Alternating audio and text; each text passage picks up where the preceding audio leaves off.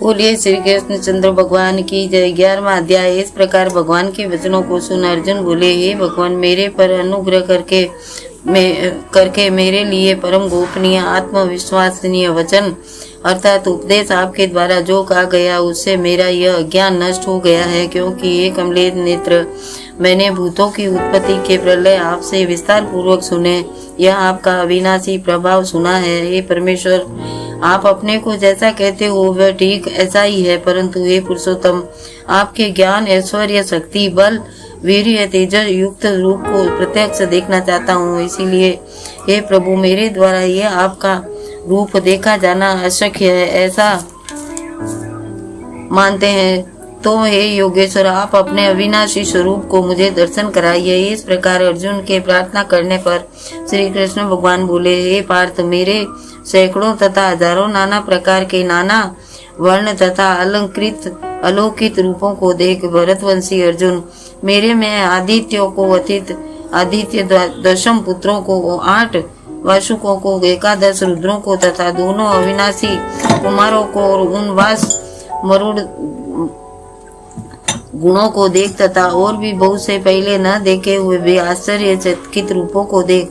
हे गुंडाकेश, अब तक मेरे शरीर में एक जगह स्थिर हुए चराचर सहित संपूर्ण जगत को देख तथा और भी जो कुछ देखना चाहता है सो देख, परंतु मेरे को इन अपने प्रकट नेत्रों द्वारा देखने को निसंदेह समर्थ नहीं है। इसीलिए मैं तेरे लिए दिव्य अर्थात अलौकिक चक्षु देना चाहता हूँ। इससे तू मेरे प्रभाव को और योग शक्ति को देख। संजय बोले, हे राजन, माँ योगेश्वर तथा सब पापों को नाश करने वाले भगवान ने इस प्रकार कहकर उनके उपरांत अर्जुन के लिए परम ऐश्वर्य युक्त दिव्य स्वरूप को दिखाया। उस अनेक मुख और नेत्रों से युग और अनेक उद्भट दर्शन वाले एवं बहुत से दिव्य भूषणों से युक्त हुए बहुत से दिव्य शस्त्रों को हाथों में उठाए तथा दिव्य माला वस्त्रों को धारण करके दिव्य गंधक को अनुलेपन किए हुए सब प्रकार के आश्चर्यों से युक्त सीमा रहित विराट रूप को परम देव परमेश्वर को अर्जुन ने देखा। हे अर्जुन, आकाश में हजारों सूर्यों के समान उदय होने वाले उत्पन्न हुआ जो प्रकाश हुए, वह भी उस विश्व स्वरूप परमात्मा के प्रकाश से सदस्य कदाचित ही हुए।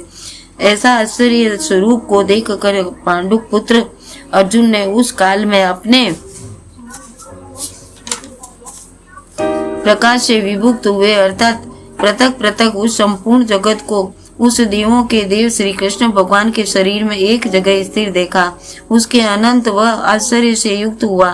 हर्षित गौमों वाला अर्जुन विश्व स्वरूप परमात्मा को सदा भक्ति सहित सिर से प्रणाम करके हाथ जोड़े बोला, हे देव, आपके शरीर में संपूर्ण देवताओं का तथा अनेकों भूतों का समुदाय और कमल के आसन पर बैठे हुए ब्रह्मा को तथा महादेव को और संपूर्ण ऋषियों को तथा दिव्य सर्पों को देखता हूँ।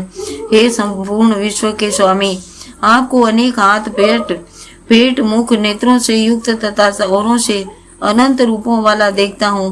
हे विश्व स्वरूप, आपके न अंत को देखता हूँ, न अंत को, न मध्य को और न आदि को देख पा रहा हूँ। हे विष्णु, आपको यह मुकुट युक्त, गदा युक्त, चक्र युक्त तथा सब औरों से प्रकाशमान तेज का पुंज, प्रज्वल अग्नि, सूर्य दृश्य अलौकिक देखने में अति गहन प्रेम स्वरूप को सब औरों से देखता हूँ।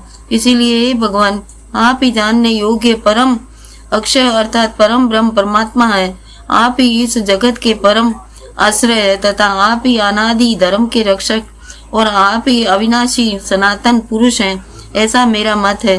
हे परमेश्वर, मैं आपको आदि अंत मध्य के रहित अनंत सामर्थ्य से युद्ध और अनंत हाथों वाला तथा चंद्र सूर्य रूप नेत्रों वाला, प्रज्वलित अग्नि स्वरूप मुख वाला तथा अपने तेज से इस जगत को तपायमान करता हुआ देखता हूँ। हे महात्मम, यह स्वर्ग और पृथ्वी के बीच का संपूर्ण आकाश तथा सब दिशाएं एक आकाश से परिपूर्ण है तथा आपके इस अलौकिक और भयंकर रूप को देखकर तीनों लोग अति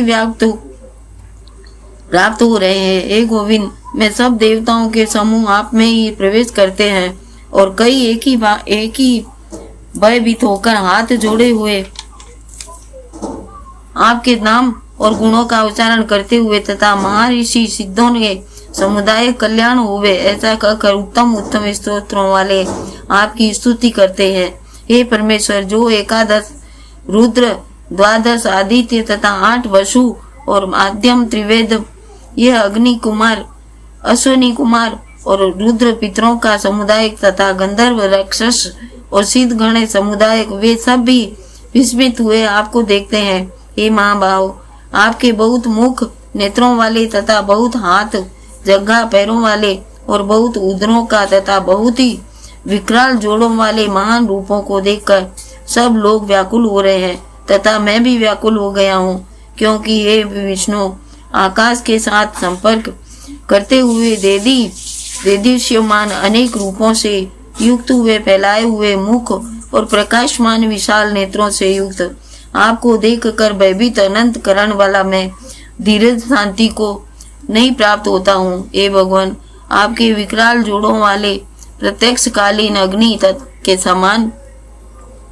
प्रज्वलित मुखों को देखकर दिशाओं को नहीं जानता और सुख को भी नहीं प्राप्त होता है। इसीलिए हे देवेश, मैं जगनी जन आप प्रसन्न हुए। मैं देखता हूँ कि वे सब धृतराष्ट्र के पुत्र राजाओं के समुदाय को सहित आप में प्रवेश करते जा रहे हैं।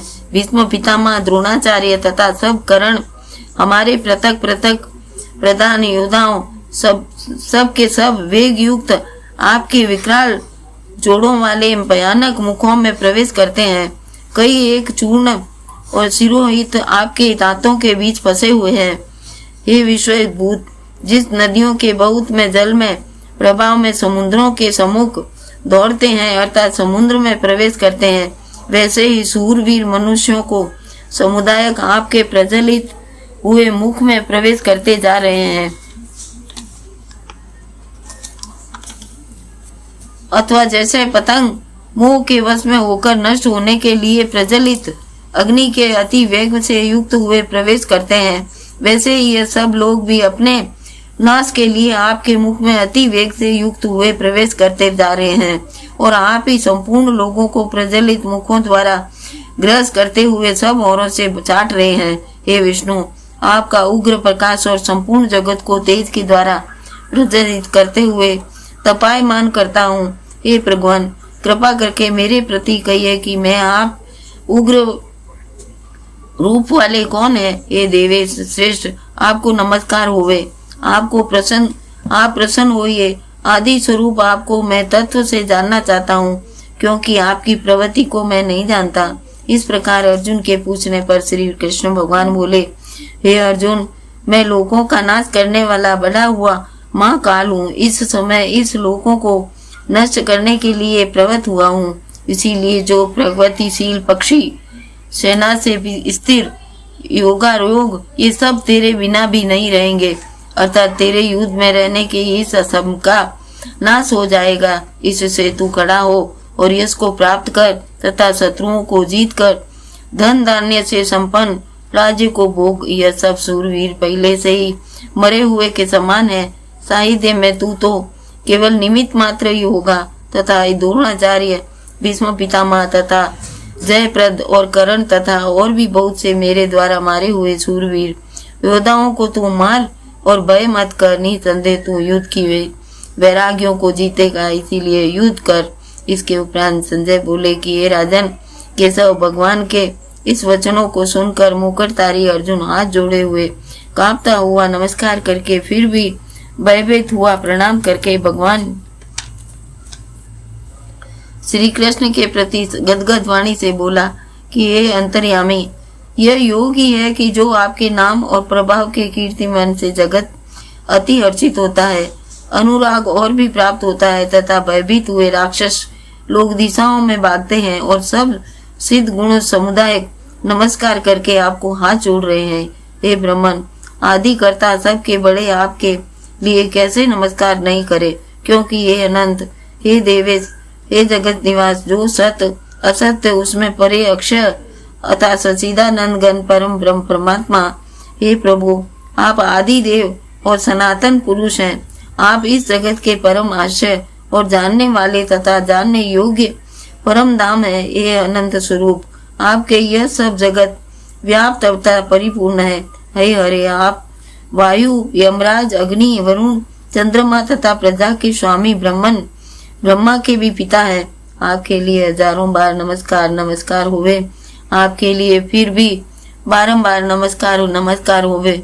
अंत में सामर्थक वाले आपके लिए औरों से पीछे से नमस्कार होवे। सार्वजनिक आपके लिए सब औरों से ही नमस्कार होवे, क्योंकि अंत पराकाशवी आप सब संसार को व्याप्त किए हुए हैं। इसीलिए आप ईश्वर रूप हे परमेश्वर सखा ऐसे मानकर आपके इस प्रभाव को न जानते हुए मेरे द्वारा प्रेम का अथवा प्रमाद से भी हे कृष्ण, हे यादव, हे सखे, इस प्रकार कुछ हट पूर्वक कहा गया है। और हे चातुर्य, जो आप हंसी के लिए विहार, सैया और आसन, भोजन आदि के लिए अकेले ही उन सखाओं के समान भी अपमानित किए गए हैं, वह अपराध अप्रेम स्वरूप अर्थात अनित्य प्रभाव वाले आपसे भी क्षमा करना चाहता हूँ। हे केशव, आप यह चराचर जगत के पिता और गुरु के भी बड़े गुरु पूजनीय है। हे अतिशय प्रभाव वाले तीनों लोकों के स्वामी, आपके समान ही दूसरा कोई नहीं, फिर अधिक कैसे होवे। हे स्वामी, इससे हे प्रभु, मैं शरीर को अच्छी प्रकार चरणों से रख कर प्रणाम करके स्तुति करने योग्य आप ऐश्वर्य को प्रसन्न होने के लिए प्रार्थना करता हूँ। हे देव, पिता जैसे पुत्र के और सखा जैसे सखा के और पति जैसे प्रिय के स्त्री के, वैसे ही आप भी मेरे अपराध को सहन करने के लिए योग्य हैं। हे विश्वेश्वर, मैं पहले न देखे हुए आश्चर्य मैं आपके इस रूप को देखकर हर्षित हो रहा हूँ और मेरा मन भय से अति व्याकुल हो रहा है। इसीलिए हे देव, आप इस अपने चतुर्भुज रूप को ही मेरे लिए दिखाइए। हे देवेश, हे जगन निवास, प्रसन्न होइए। विष्णु, मैं वैसे ही आपको मुकुट धारण किए हुए तथा गदा चक्र पदम हाथ में लिए हुए देखना चाहता हूँ। इसीलिए विश्वेश्वर रूप, हे सहस्त्र बाहों वाले आप इस चतुर्भुज रूप युग जो ये कि इस प्रकार अर्जुन की प्रार्थना को सुनकर श्री कृष्ण भगवान बोले, हे अर्जुन, अनुग्रह पूर्वक मैंने अपनी योग शक्ति के प्रभाव से यह मेरा परम तपोमय सबका आदि और सीमा रहित विराट रूप तेरे को दिखाया है, जो कि तेरे सिवाय दूसरे पहले नहीं देखा। हे अर्जुन, मनुष्य लोक में इस प्रकार के विराट रूप वाला मैं न वेद यज्ञों का अध्ययन तथा दान से, न क्रियाओं से, न उग्र से और न ही सिवाय दूसरों के देखा जाने से शक्य हूँ। इस प्रकार के मेरे इस विकराल रूप को देखकर तेरे को व्याकुलता न होवे, मूढ़ भाव का न होवे, भय रहित प्रतियुक्त मन वाला हूँ। तू उसे ही मेरे शंख चक्र गदा पदम सहित चतुर्भुज को फिर देख। इसके उपरांत संजय बोले, हे राजन, वासुदेव भगवान ने अर्जुन के प्रति इस प्रकार कहकर फिर वैसे ही अपने चतुर्भुज रूप को दिखाया और फिर मात कृष्ण से सौभाग्य मूर्ति होकर इस भयभीत हुए अर्जुन को धीरज दिया। उसके उपरांत अर्जुन बोले, हे जनार्दन, आपके इस अति शांत और मनुष्य रूप को देखकर अब मैं शांति चित हुआ, अपने स्वभाव को प्राप्त हो गया हूँ। इस प्रकार अर्जुन के वचनों को सुनकर श्री कृष्ण भगवान बोले, हे अर्जुन, मेरा ये चतुर्भुज रूप देखने को अति दुर्लभ है, जिसने देखा, क्योंकि देवता भी सदा इस रूप के दर्शन करने की इच्छा वाले हैं। ये अर्जुन, इन वेदों में न तप में, न दान में और न यज्ञ में इस प्रकार चतुर्भुज रूप वाला मैं देखा जाने को कश्यप हूँ। ऐसे मेरे को तूने देखा, परंतु हे श्रेष्ठ तपस्वी अर्जुन, अनन्य भक्ति करके तो इस प्रकार चतुर्भुज रूप वाला मैं प्रत्यक्ष देखने के लिए और तत्व से जानने के लिए तथा प्रवेश करने के लिए अति एक ही भाव से प्राप्त होने के लिए सही हूँ।